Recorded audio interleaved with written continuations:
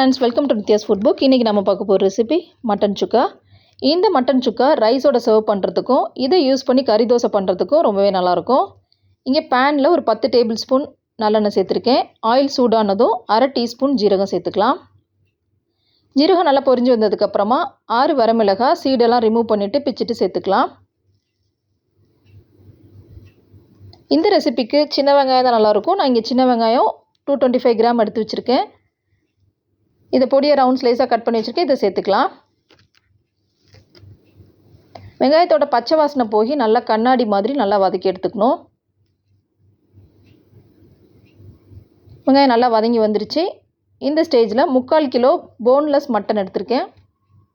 இது சின்ன சின்ன பீசஸாக கட் பண்ணி எடுத்து இந்த மாதிரி தான் சேர்த்துக்கணும்.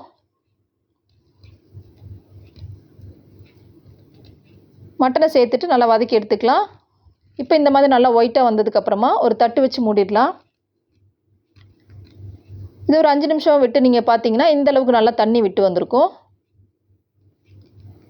இப்போ இந்த தண்ணி எல்லாமே நல்லா ட்ரை ஆகி வரணும். அது வரைக்கும் இதை ஓப்பன்லேயே வச்சு குக் பண்ணிக்கலாம். இப்போ மட்டனுக்கு தேவையான அளவு உப்பு சேர்த்துக்கலாம். இப்போ பார்த்தீங்கன்னா தெரியும், நம்ம ஊற்றின ஆயில் எல்லாம் அப்படியே மேலே பிரிஞ்சு வந்துருச்சு. இந்த ஸ்டேஜ் வரைக்கும் நம்ம வதக்கி எடுத்துக்கணும். இப்போ தேவையான மசாலா சேர்த்துக்கலாம். 1/2 டீஸ்பூன் மிளகு, இதை நல்லா ஃப்ரெஷ் மிளகு நல்லா இடித்து எடுத்துக்கணும். நம்ம ஜீரகம் 1/2 டீஸ்பூன், மிளகாய்த்தூள் 1/2 டீஸ்பூன், மஞ்சள் தூள் 1/4 டீஸ்பூன், சோம்பு 3/4 டீஸ்பூன், பட்டை 1/2 டீஸ்பூனுக்கு கொஞ்சம் கம்மியாக, காஷ்மீரி சில்லி பவுடர் ஒரு 3/4 டீஸ்பூன். இது எல்லாத்தையும் நம்ம சேர்த்துக்கலாம்.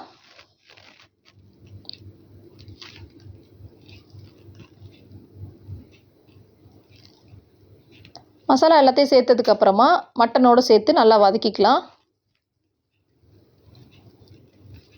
இப்போ மட்டன் வேகிறதுக்கு கொஞ்சமாக தண்ணி சேர்த்துக்கலாம்.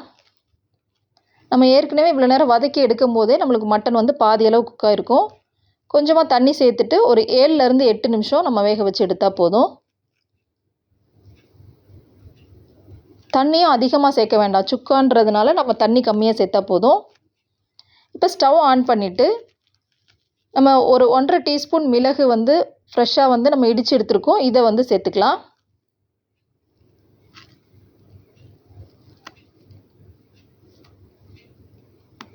இந்த ரெசிபி மட்டன் சுக்கா செமி ட்ரையாக இருக்கணும், ரொம்ப ட்ரையாக எடுத்துடக்கூடாது. இப்போ மிளகு நல்லா கலந்து விட்டதுக்கப்புறமா ஒரு சிட்டிகை அளவு பட்டை தூள் எடுத்து லைட்டாக மேலாப்பில் தூவி விட்டுருங்க. பட்டை சேர்த்ததுக்கப்புறமா ஸ்டவ் ஆஃப் பண்ணி கலந்து விட்டால் போதும். அவ்வளோதான், நம்மளோட மட்டன் சுக்கா ரெடி ஆயிடுச்சு.